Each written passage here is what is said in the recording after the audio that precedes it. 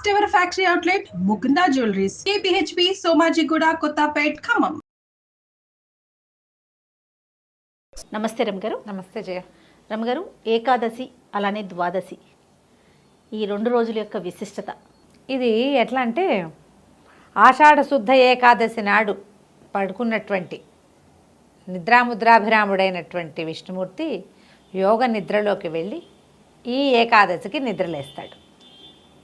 దీన్ని హరిబోధిని ఏకాదశి అంటారు, ఉత్థాన ఏకాదశి అంటారు, బోధన ఏకాదశి అంటారు, హరిప్రబోధిని అంటారు, దేవప్రబోధిని అంటారు. ఇన్ని పేర్లు ఉన్నాయి. 4 నెలల పాటు చాతుర్మాస్య దీక్ష తీసుకుంటారు సాధారణంగా అందరూ. చాతుర్మాస్యం ఆషాఢ శుద్ధ ఏకాదశి తొలి ఏకాదశి నుంచి ఇక్కడ బోధన ఏకాదశి దాకా స్వామివారు శయనిస్తారు. ఈ రోజున నిద్రలేస్తారు. ఈ నిద్ర లేచినప్పుడు ఏంటంటే ఆయన లేవగానే దేవతలు, బ్రహ్మాది దేవతలందరూ వారి దగ్గర చేరి వైకుంఠ ద్వారాలు తెరవబడతాయి. ఈ 4 నెలలు వైకుంఠం ఎవరికి దర్శనం ఇవ్వడట ఆయన. ఏ దేవతలు కనిపించరు, వెళ్ళరు ఆయన దగ్గరికి. ఈ రోజున వెళ్ళి మంగళవాది వాయిద్యాలతోటి స్వామిని మేల్కొల్పి పూజించి హారతులు ఇచ్చి మళ్ళీ ఆయనని ప్రపంచ నియామకుడుగా ఆయన మళ్ళీ యాక్టివ్గా అవుతారనమాట. ఆయన నిద్రపోతాడు ఈ 4 నెలలు. ఆ నిద్రపోయిన స్వామిని మేల్కొల్పే ఏకాదశి కాబట్టి ఇది చాలా పవిత్రమైనది, చాలా ముఖ్యమైనది. అందుకని దీన్ని తప్పకుండా ఎన్ని ఏకాదశులు ఉన్నా లేకపోయినా కూడా తొలి ఏకాదశి నాడు కూడా ఉపవాసం ఉండలేని మానవుడు ఎవడైనా ఈ హరిబోధిని ఏకాదశికి గనక ఉపవాసం ఉంటే విశేషమైన ఫలితం లభిస్తుంది అంటారు. ఏకాదశికి సాధారణంగా పూజ, ఉపవాసము, జాగరణ. ఉపవాసం ఎంత ఇంపార్టెంటో జాగరణ అంత ఇంపార్టెంట్ అని చెప్తారు. జాగరణ అంటే తెల్లవార్లు మెలకుగా ఉండటం. మర్నాడు పొద్దున ద్వాదశి నాడు పారణ చేసి భోజనం చేసి ఈ ఏకాదశి వ్రతాన్ని పరిసమాప్తి చేయాలి. విశేషమైన రోజు కాబట్టి తప్పకుండా ఇది చేయాలనుకుంటారు. దాంతోపాటుగా ఇప్పుడు ఈ ఏకాదశికి ఇంకా బోల్డని విశేషాలు ఉన్నాయి. భీష్మ పితామహుడు యుద్ధం మానేసి అంపశయ్యకి శయనించింది ఈ రోజు. అవును, అదొక విశేషంగా చెప్పుకుంటాం. దేవదానవులు క్షీరాబ్ధిని చిలికింది ఈ రోజున. మా చిన్నప్పుడు ఏవో చెప్పేవాడు, క్షీరాబ్ధి ఏకాదశి, చిలుకు ద్వాదశి అలా చెప్పేవాళ్ళు. ఇప్పుడు చిలుకు నాకు తర్వాత తెలిసిందనమాట, పదాలు ఏవో ముందుకి వెనక్కి పోయినాయని. చిలుకు ద్వాదశి అంటారు రేపటి ద్వాదశిని. ఈ ఏకాదశి తర్వాత వచ్చే ద్వాదశి చిలుకు ద్వాదశి చాలా విశేషమైన రోజు. మామూలుగా ప్రతి ద్వాదశి విశేషమైంది, చిలుకు ద్వాదశి ఇంకా ప్రత్యేకం. ఈ రోజున దేవదానవులు అమృత మథనం చేయబోయారు. అందుకని ఇది మరింత విశేషంగా చెప్తారు. ఏకాదశి ఉపవాసం ఎలా ఉండాలి, చాలామంది ప్రశ్నలు అడుగుతారు. జయ, నాకు ఒక 25-30 మెసేజ్లు ఉన్నాయి దాని మీద. ఏకాదశి మేము ఎప్పుడు ఉండలేదు, ఇప్పుడు ఉండొచ్చా, చేయొచ్చా అని. ఎప్పుడూ ఉపవాసం మంచిది, ఆధ్యాత్మికంగా ప్రగతికి మంచిది, ఆరోగ్యానికి మంచిది. ఏకాదశి ఉపవాసం ఉండాలంటే ఎలా? ఉదయకాలం ఇప్పుడు ఇది కార్తీకం కాబట్టి సూర్యోదయాత్ పూర్వమే తప్పకుండా స్నానం చేయాలి. సూర్యోదయానికి ముందే స్నానం చేసేసి, ఒకవేళ మనం ఇంట్లో కనుక స్నానం చేస్తే తులసి దగ్గర, దేవతార్చన దగ్గర మనం ఎక్కడ దేవుని పెట్టుకుంటామో అక్కడ తప్పకుండా దీపారాధన చేసుకోవటం. ఈ రోజంతా హరినామ స్మరణలో ఉండటం, ఆహారం తీసుకోకపోవటం, జలోపవాసం చేస్తాం. ఏదైనా పలచ ద్రవ పదార్థాలు, పళ్ళు అలాంటివి తీసుకోవచ్చు. రోజు మొత్తం పగలు, పొద్దున, మధ్యాహ్నం, సాయంత్రం, రాత్రి 4 పూటలా కూడా అన్నం వండినది ఏది తినకూడదు.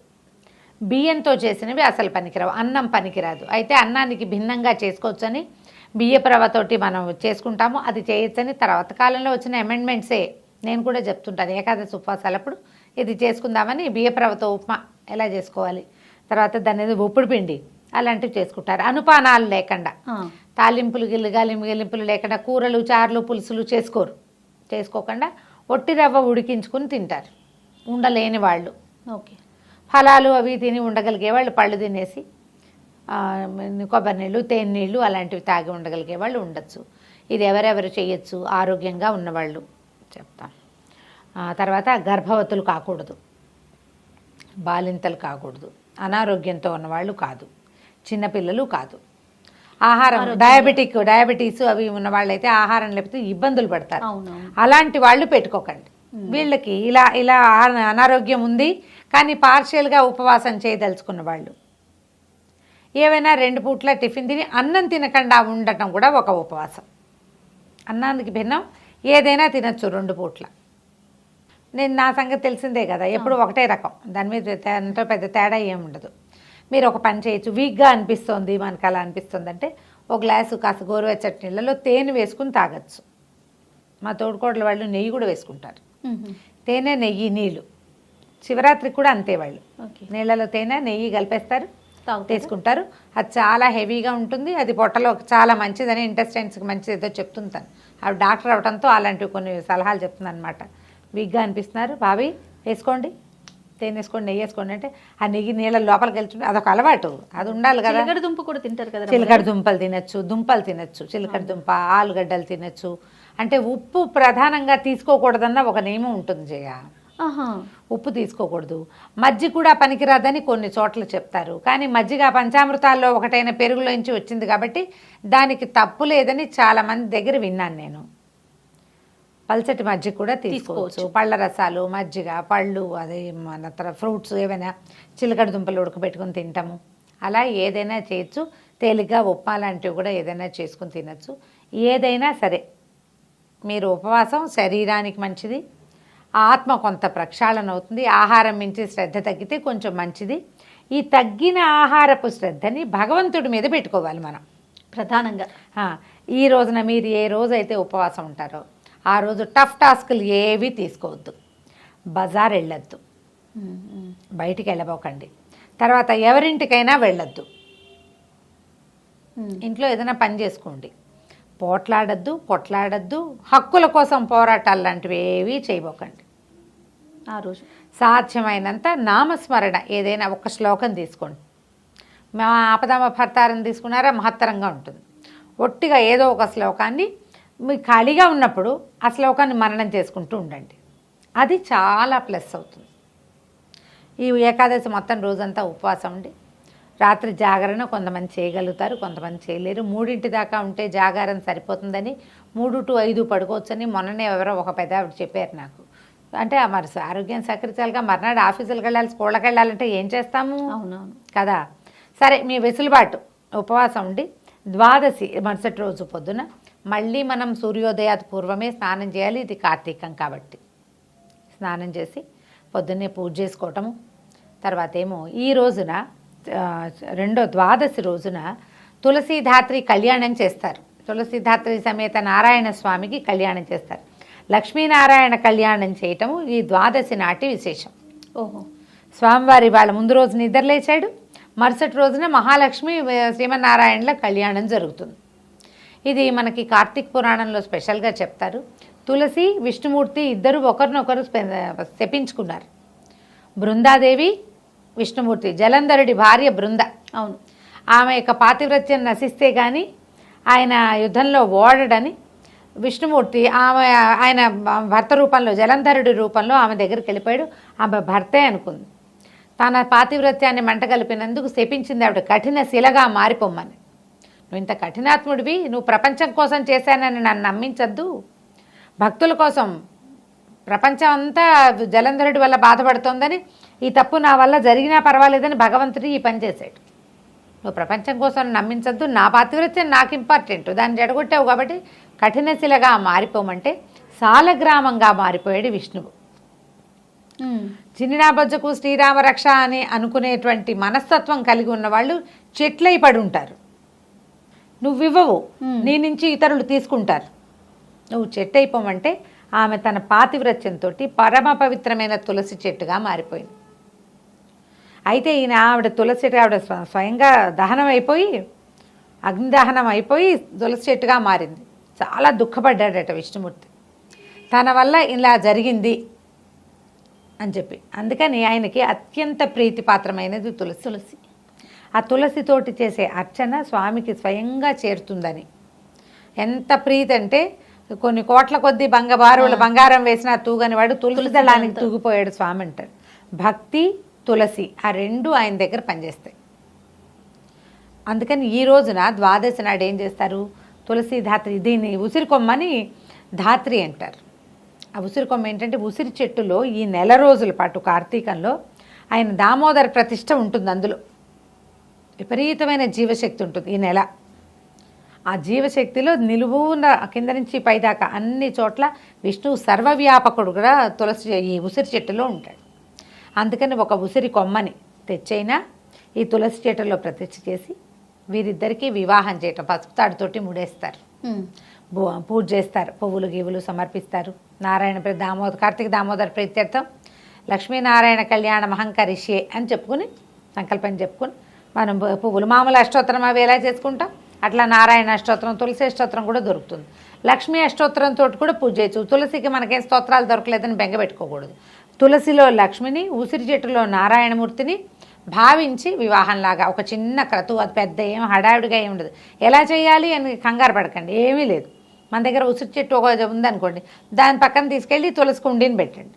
ఓకే, ఈ 2 చెట్లకి బొట్టు పసుపు పెట్టడం, గంధం సమర్పించడం, ధూపదీపాలు సమర్పించడం, నారాయణ ప్రీత్యర్థం అని చెప్పుకొని రెండింటినీ కలిపి ఒక దారంతో బంధించటం.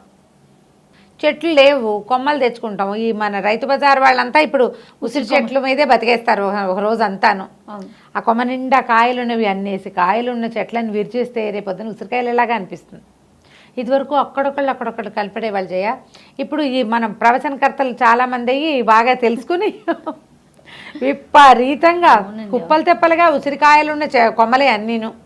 మనకి బజార్ దాకా కూడా అక్కర్లేదు రమ్మగారు. ఇప్పుడు కోడలలో మనకి ఎక్కడైతే మార్కెట్ పెడతారో ఎక్కడ పడితే అన్ని చోట్ల కనిపించేస్తున్నారు. వినాయక చవితి నాటి పత్రిలాగా, ఇంతింతికాయలు, వినాయక చవితి నాటి పత్రి ఎట్లా కనపడుతుందో అలా కనిపించేస్తుంది. ఓ ఉసిరి కొమ్మని నాటడం. మా దగ్గర మాత్రం ఉసిరి చెట్టు ఉంది, కుండీలో పెట్టుకున్నాను చక్కగా. తులసి మొక్కనెత్తి ఆయన దగ్గర పెట్టడం, ఈ 4 రోజులు కలిసి ఉండండి అని. నేను ఆ ఉసిరి కుండీలోనే తులసి మొక్కలు పెట్టాను, 2 కలిసే ఉంటాయి. సంవత్సరం అంతా కలిసే ఉన్నారు ఇద్దరు. ఓకే, ఇంకే సూపర్. ఓ దీపం పెట్టడం, కుండీకి పసుపు బొట్టు పెట్టుకోవటం, నమస్కారం చేసుకుంటూ కొంచెం మధ్యలోకి జరుపుకుంటే చుట్టూతా ప్రదక్షిణం చేసుకోవచ్చు. ఇట్లా మనం ఈ ద్వాదశిని పూర్తి చేసుకోవచ్చు. ద్వాదశి నాడు పూజ చేసుకున్నాక భోజనం చేసేసేయచ్చు. మధ్యాహ్నం భోజనం చేసేయచ్చు. మధ్యాహ్నం అంటే కొంచెం చకచకా చేస్తే. కొంతమంది ఏం చేస్తారంటే పొద్దున్నే చేయగలుగుతారు, చేయలేకపోతారు. సాయంకాలం చేసుకునే విధానం ఒకటి ఉంది, కానీ మనం ఉపవాసం ఉన్న వాళ్ళు ఉండలేరు కదా. ముందు రోజంతా ఉండి మరుసటి రోజంతా ఎక్కడ ఉంటారు.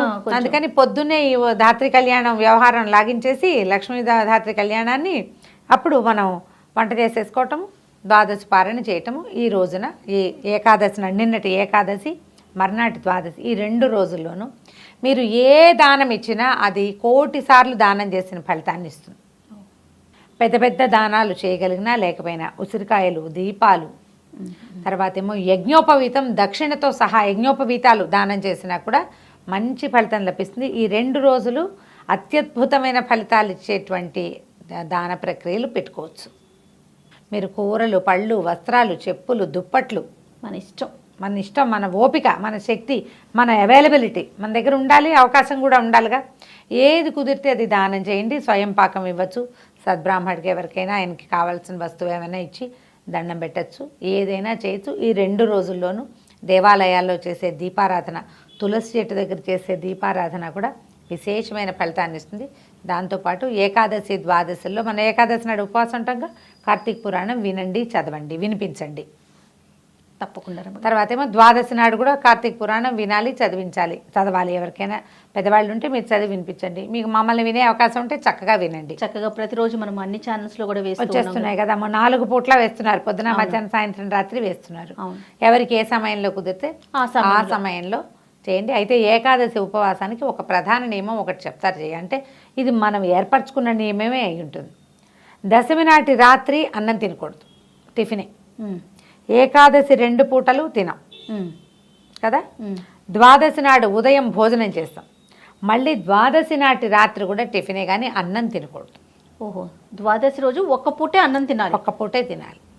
ఆల్ టుగెదర్ మనం 4 పూటలు అన్నం ముట్టుకోకూడదు. దశమి నాటి రాత్రి, ఏకాదశి 2 పగళ్ళు, ద్వాదశి నాటి రాత్రి కుదిరితే ఈ ఏర్పాటు ఇలా మీరు సాంగంగా చేయగలిగితే ఇలా చేయొచ్చు.